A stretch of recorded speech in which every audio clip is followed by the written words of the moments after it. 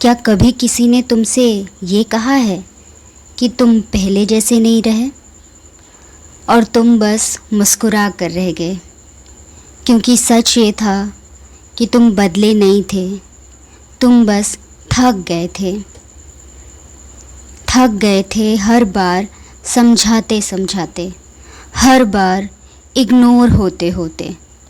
और एक दिन तुमने डिसाइड कर लिया कि अब तुम खामोश रहोगे। लेकिन साइकोलॉजी कहती है इंसान की खामोशी अक्सर उसकी हार नहीं होती, वो उसके दिल की आखिरी हिफाजत होती है।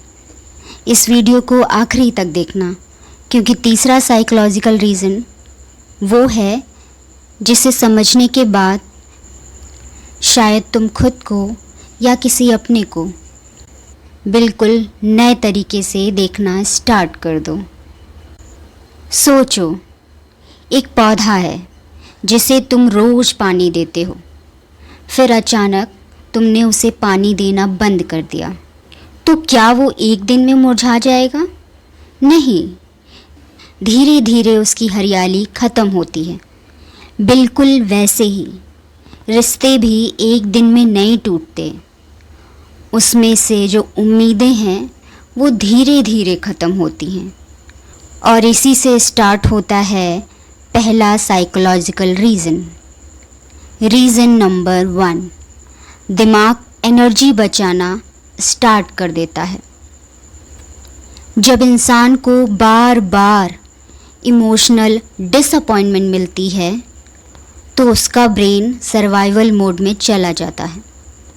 वो सोचता है जहाँ मेरी बात सुनी ही नहीं जा रही वहाँ और एनर्जी क्यों लगानी, इसलिए वो कम बोलता है, कम एक्सपेक्ट करता है और फिर वो धीरे धीरे अपनी इमोशनल इन्वेस्टमेंट कम कर देता है। लेकिन बाहर से देखने वाले लोग इस चेंज को एटीट्यूड समझने लगते हैं, जबकि असली वजह तो कुछ और ही होती है। रीज़न नंबर 2, दिल खुद को बचाने लगता है। हर बार जब ट्रस्ट टूटता है तो इंसान सिर्फ दूसरों पर शक नहीं करता, वो अपनी फीलिंग्स को भी कंट्रोल करना शुरू कर देता है। वो सोचता है अगर मैं ज़्यादा अटैच नहीं होऊंगा तो ज़्यादा हर्ट भी नहीं होऊंगा। ये एक इमोशनल शील्ड बन जाता है जो दर्द को कम करता है, लेकिन खुशी को भी अंदर आने से रोक देता है।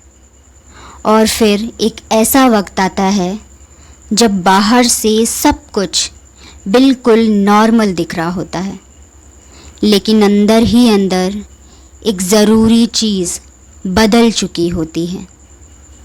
रीज़न नंबर 3, इंसान महसूस करना नहीं छोड़ता, बस जताना छोड़ देता है।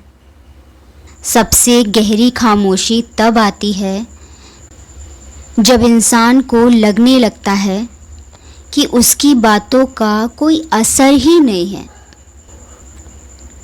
वो अब भी फील करता है, अब भी केयर करता है, लेकिन हर बात कहना ज़रूरी नहीं समझता। उसके लिए साइलेंस एक लैंग्वेज बन जाती है।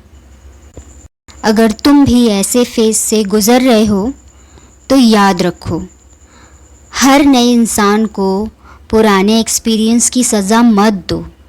हेल्दी बाउंड्रीज़ बनाना सही है, लेकिन दिल के सारे दरवाजे बंद कर लेना ये सही नहीं है, क्योंकि कभी कभी हम उन लोगों को भी बाहर रख देते हैं जो सच में हमारी परवाह करते हैं।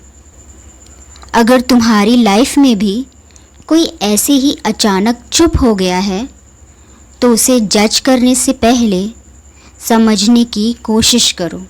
कभी कभी एक छोटा सा सेंटेंस कि मैं तुम्हारे साथ हूँ बहुत बड़ी हीलिंग की शुरुआत बन सकता है।